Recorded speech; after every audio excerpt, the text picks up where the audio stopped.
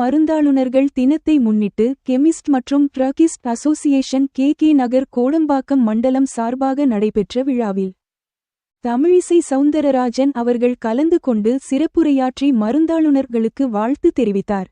சென்னை விருகம்பாக்கத்திலுள்ள தனியார் திருமண மண்டபத்தில் கெமிஸ்ட் மற்றும் ட்ரக்கிஸ்ட் சங்கத்தின் தலைவர் ஏ.ஓ. செல்வம் தலைமையில் நடைபெற்ற இந்த நிகழ்வில் முன்னாள் தெலுங்கானா ஆளுநர் மற்றும் புதுச்சேரி துணைநிலை ஆளுநருமான தமிழிசை சவுந்தரராஜன் அவர்கள் சிறப்பு விருந்தினராக கலந்து கொண்டு சிறப்புரையாற்றினார். இதில் கே நகர் கோடம்பாக்கம் மண்டலத்தை சார்ந்த மருந்தாளுநர்களுக்கு மருந்தக கட்டுப்பாட்டு இயக்ககத்தின் மருந்தக ஆய்வாளர்கள் கலந்து கொண்டு ஆலோசனைகளை வழங்கினர். மேலும் கடந்த காலங்களில் சிறப்பாக செயலாற்றிய மருந்தாளுநர்கள் மற்றும் மருந்தக உரிமையாளர்களுக்கு மருந்துகள் கட்டுப்பாட்டு இயக்ககத்தின் உதவி இயக்குனர் அமுதா சான்றிதழ்களை வழங்கினார்.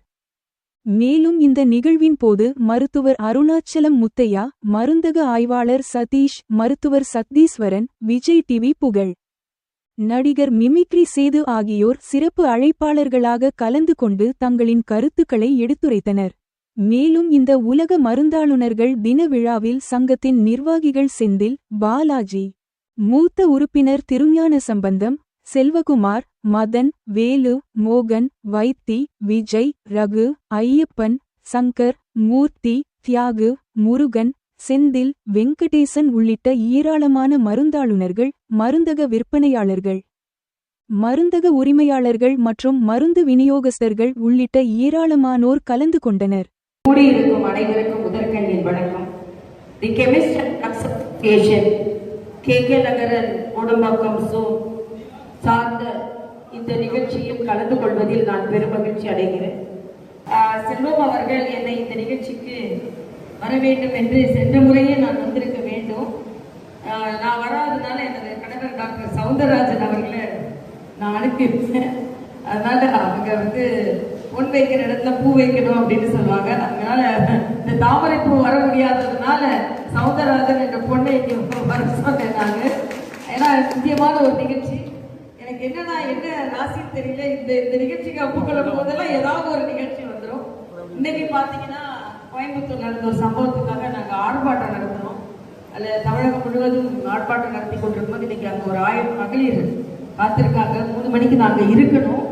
ஆனாலும் நான் மேடம் அமுதாட்ட சொன்னேன், மேடம் நான் கொஞ்சம் சீக்கிரம் போகணும், அதனால அங்கே ஒரு 1000 பேர் காத்திருக்காங்க அப்படின்னு. அதுக்கு அவங்க ஒருத்தர் சொல்றாங்க, அவங்க 1000 பேர் காத்திருக்காங்க, நாங்கள் 1 வருஷம் ஃபுல்லாக அவங்களுக்கு காத்திருக்கோம்ல அப்படின்னாங்க. ஆக அது மாதிரி அதுக்காக நான் ஆர்டர் பண்ணணும் நிச்சயமா. ஆனாலும் அது மருந்தாளுநர்கள் என்பது மருத்துவர்களோடு மிகவும் இணைந்து பணியாற்றக்கூடியவர்கள்.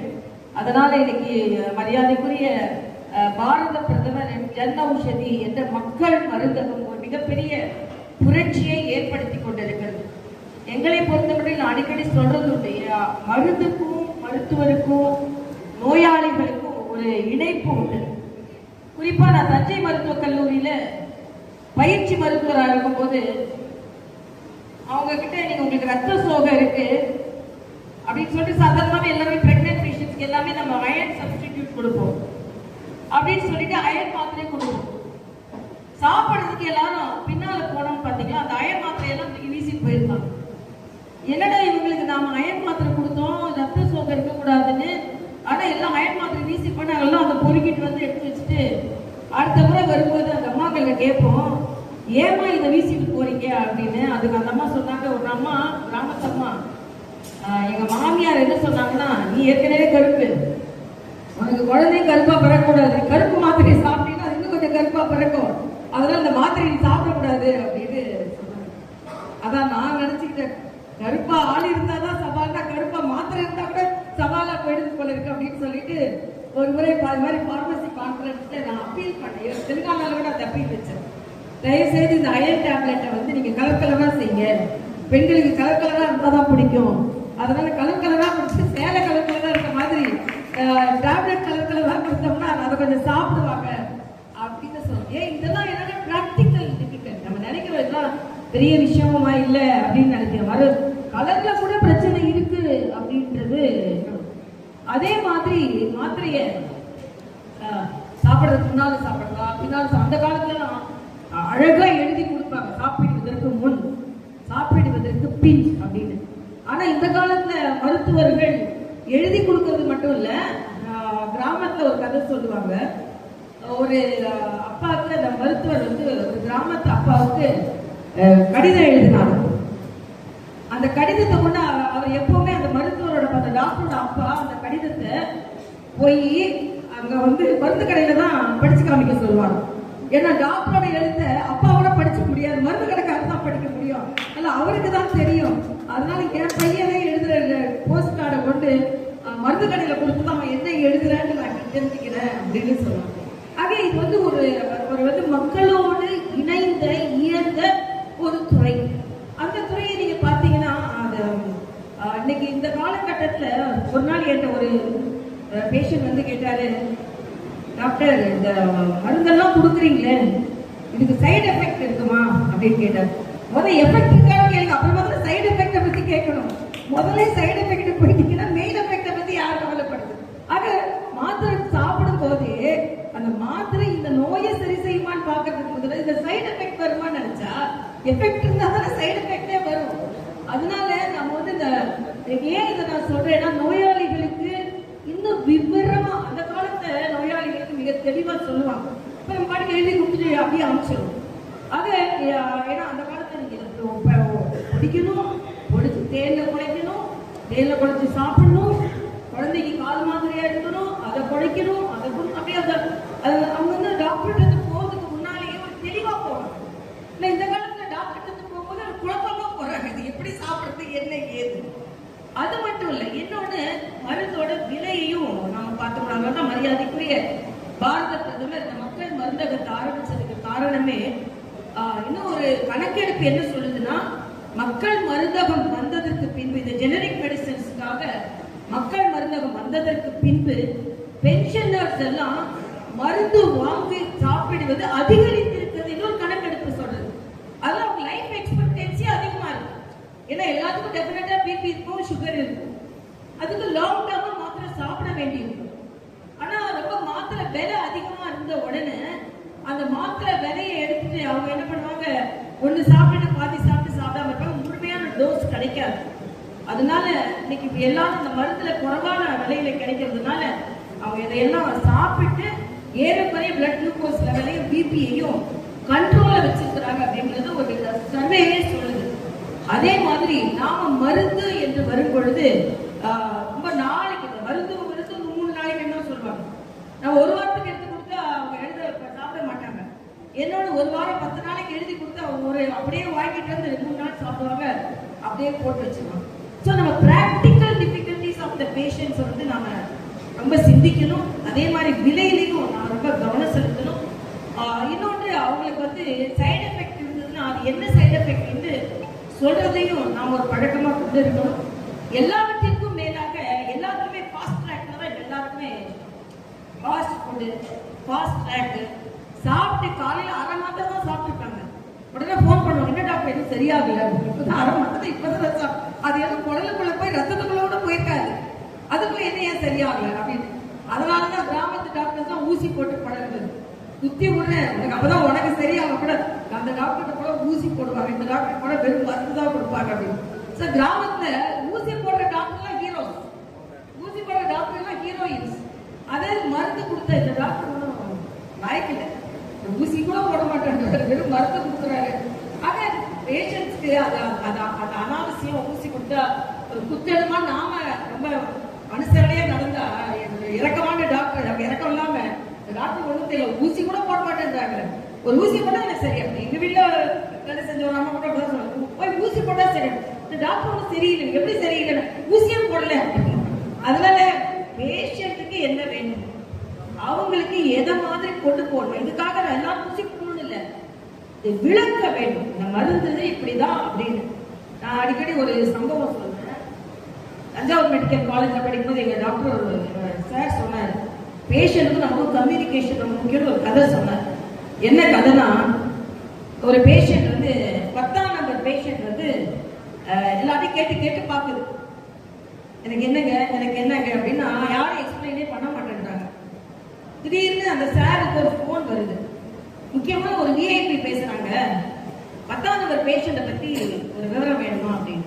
சரி, போனை எடுத்துக்கிட்டு அந்த பேஷண்ட்டுக்கு இது ஜாண்டிஸ், கொஞ்சம் ஃபீவர் இருந்தது, இதெல்லாம் சொல்லி முடிச்சுட்டு, ஆமா நீங்க யாருங்க பேசுறேன், நான் 10ஆம் நம்பர் பேஷண்ட் தான் பேசுறேன், நேரா கேட்டா யாரும் சொல்ல மாட்டாங்க, அதெல்லாம் போன்ல கேட்டாவது டாக்டர் சொல்றாரா பார்க்கலாம்னு போன்ல கேட்டேன் அப்படின்னு. இதெல்லாம் கம்யூனிகேஷன் எவ்வளவு முக்கியம் அப்படின்றது என்னோட நான் வேலையை பத்தி அடிக்கடி சொல்றதுதான். நான் மருத்துவரை இப்ப பிராக்டிஸ் பண்றது இல்ல. பிராக்டிஸ் பண்ணும்போது ஒரு நாள் நான் நோயாளிகளை பார்க்க போய் கொண்டு இருந்தேன். அப்ப அந்த நோயாளி ரொம்ப கவலையா இருந்தார். அவர்கிட்ட கேட்டேன், ஏங்க இவ்வளவு கவலையா இருக்கீங்க, என்ன ஆகுமோன்னு கவலைப்படாதுங்க அப்படின்னு சொன்னேன். அதுக்கு அந்த நோயாளி சொன்னார், என்ன ஆகுமோன்னு கவலைப்படல டாக்டர், எவ்வளவு ஆகுமோன்னு தான் எனக்கு கவலையா இருக்கு, அதனாலதான் நான் ரொம்ப கவலையா இருக்கேன் அப்படின்னு சொன்னேன். ஆக இதெல்லாமே ஒரு பிராக்டிக்கல். கடவுள் டாக்டர் சவுந்தரராஜன் அவர்கள் ஒரு மிகச்சிறந்த மருத்துவர். ஏன்னா அவங்க நோயாளிகள் எப்படி இருக்கணும், என்ன ஏதுன்னு, அதனாலதான் நல்ல மருத்துவர்கள் என்ன ட்ரக் எவ்வளவு தெரிஞ்சு வச்சுக்கோங்க. அதாவது என்ன ரியாக்ஷன் எப்படி யூஸ் ஆகுதுன்னு தெரியறதுக்கு மாதிரியே எவ்வளவு ரூபான்னு தெரிஞ்சு வச்சுக்கோங்க. ஏன்னா சிலர் பாத்தீங்கன்னா நம்ம பாட்டுக்கு அந்த நோயாளியோட பேக்ரவுண்ட், எக்கனாமிக்கல் பேக்ரவுண்ட் எழுதிடும். பார்த்தா அது போய் ட்ரக் கண்ட்ரோல்ட்ட கொண்டு கொடுத்தா 1000 ரூபாய் அவங்களால வாங்க முடியாது. அதே மருந்து ஒருவேளை அவங்க 1000 ரூபாய் வாங்க மாட்டாங்கன்னா 2 நாளைக்கு எழுதி கொடுக்கலாமா, இல்லன்னா கையில காசு எப்படி இருக்கும், சிலர் கேட்பாங்க எவ்வளவு காசு வச்சிருக்கேன், 500 ரூபாய் வச்சிருக்கியா, இப்ப அதுக்கு ஏத்த மாதிரி இப்ப எழுதி கொடுக்கணும். ஏன்னா நம்மளோட அடிப்படை நோக்கம் நோயாளிக்கு உடம்பு நல்லா இருக்கும். மருந்து விற்கிறது நம்மளோட அடிப்படை நோக்கம் இல்ல, நோயாளிக்கு அந்த மருந்து பயன் தர வேண்டும் என்பது நமது அடிப்படை நோக்கம். அதனால இந்த காலத்துல இந்த மருந்தாளுநர்கள் என்பது இன்னும், அதாவது இன்னும் பார்மசிஸ்ட், டிஃபார்ம், பிஃபார்ம், இவங்களுக்குலாம் இன்னும் அதிக தேவைகள் வந்து கொண்டு இருக்கிறது. அதனால எல்லாரும் நான் மாணவர்கள் கூட சொல்றேன், எல்லா டாக்டரும் ஒரே நோக்கில போகாம டாக்டர் ஆக முடியாதவர்கள் இதே மாதிரி பல துறைகள், மருத்துவத்தை சுற்றி பல துறைகள் இருக்கு. பார்மசி இருக்கு, பாராமெடிக்கல் கோர்சஸ் இருக்கு. அதே நோக்கி போகாம நமக்கு நோயாளிகளோடு சம்பந்தப்பட்ட ஒரு துறை என்றால் அது மருத்துவத்துறை, மருந்து துறையும் என்பதையும் நாம தெரிந்து கொண்டு, அதாவது திருவள்ளுவர் சொன்ன மாதிரி நோய் நாடி நோய் முதல் நாடி அது தணிக்கும் வாய் நாடி வாய்ப்பு செயல் என்பதை போல அதுல உள்ள விவரங்களை நாம் தெரிந்து கொண்டு, இன்னொன்று அந்த நேரத்துக்கு ஏற்ற மாதிரி நாம நவீன உலகத்தோட சேர்ந்திருக்கணும். சில டாக்டர்ஸ் பாத்தீங்கன்னா பழைய மருந்தே தான் எழுதுவாங்க, அது நல்லது இல்லைன்னு சொல்லல, ஆனா சில புது ட்ரக்ஸ் வந்திருக்கும், அதை பற்றிய அவர்கள் ஒரு சிந்தனையே இல்லாம இருப்பாங்க. ஆக எல்லா விதத்திலும் இந்த அளவிற்கு மருந்தாளுநர்களும் மருத்துவர்களும் முக்கியமாக மக்கள் ஒரு ஒன்றிணைந்து இந்த துறை சிறந்த சேவையாற்றிக் கொண்டிருக்கிறது. உலகம் உள்ள வரைக்கும் மருத்துவர்களும் தேவை, மருந்தாளர்களும் தேவை. ஏதாவது இப்போ சொல்லுவாங்க ஐடி நல்லா டெவலப் ஆயிடுச்சு, அதனால நம்ம ஐடில இருந்து லே ஆஃப் விட்டுலாம் அப்படின்னு, ஏஏ பெருசா வந்துருச்சு அதனால இந்த துறைக்கு வேலை இல்லை அந்த துறைக்கு வேலை இல்லைன்னு சொல்ற மாதிரி இல்ல. டாக்டர்களுக்கும் மருந்தாளுநர்களுக்கும் செவிலியர்களுக்கும் என்னைக்கு வேலை இருந்துட்டு தான் இருக்கும். ஆர்டிபிஷியல் இன்டெலிஜென்ஸ் வந்தாலும் நேச்சுரல் இன்டெலிஜென்ஸ் கட்டாயம் தேவை, அது ரொம்ப முக்கியமான ஒன்று. ஆனா ஆர்டிபிஷியல் இன்டெலிஜென்ஸை பத்தி இன்டெலிஜென்ஸ் நமக்கு இருக்கணும். ஆர்டிபிஷியல் இன்டெலிஜென்ஸ் எப்படி பயன்படுத்துறது இன்டெலிஜென்ஸ் நமக்கு இருக்கணும். ஆக இது எல்லாமே ஒரு கலவையாக வைத்து ஒரு நல்ல மருந்தாளுநர்களாக நீங்களாம் செயலாற்றி கொண்டிருக்கிறீர்கள். அதனால என்ன நீங்க பழைய ஆளுநர் கூப்பிட்டீங்களா, டாக்டர் கூப்பிட்டீங்களா எனக்கு தெரியாது. ஆனா பழைய ஆளுநராலும் ஓகே தான், நிறைய பழைய டாக்டர்களாலும் ஓகே தான். ஆனா எப்போ உள்ள டாக்டர் இந்த கணவர் டாக்டர் சவுந்தரராஜன் அவர்கள் வந்திருக்கிறாங்க. அவங்க நிஜமாவே பேஷண்ட்டை பாக்குறதுல என்ன ஆரம்ப காலத்துல அவங்களுக்கு ரொம்ப அசிஸ்ட் பண்ணியிருக்கேன். ஆனால் அந்த விதத்துல கொஞ்சம் மருந்துகளை பற்றி கொஞ்சம் அதிகமா தெரியும் என்பதும், படிக்கிற காலத்துல அரசியல் ரொம்ப ஈடுபாடு இருந்ததால் அது ரொம்ப ஈடுபாடோடு நான் இல்லை என்பதும், இன்றைய காலகட்டத்தில் நாம் எல்லோருமே மக்களுக்காக நமது வாழ்க்கை என்பதை நாம் பதிவு செய்து விட்டால் அதற்கு மேல் எதுவுமே இல்லை என்பதும் இங்கே நமது assistant director drug control department Amudha அவர்கள் வந்திருக்கிறார்கள். அவங்களுக்கு எனக்கு ஒரு சின்ன இணைப்பு இருக்கு. என்னன்னா என்னோட தங்கச்சி பேர் அமுதா, அதனால எனக்கு அடுத்த தங்கச்சியோட பேர் அமுதா, அதனால அவங்களே ஒரு சகோதரியாக நான் நினைத்து நல்ல நிகழ்ச்சியில் கலந்து கொண்ட மகிழ்ச்சியோடு விடை தருகிறேன். எல்லாத்துக்கும் மேல எல்லாரையும் ஆரோக்கியமா இருக்கணும்னு நினைக்கிறேன். நாம ஆரோக்கியமா இருக்கணும்.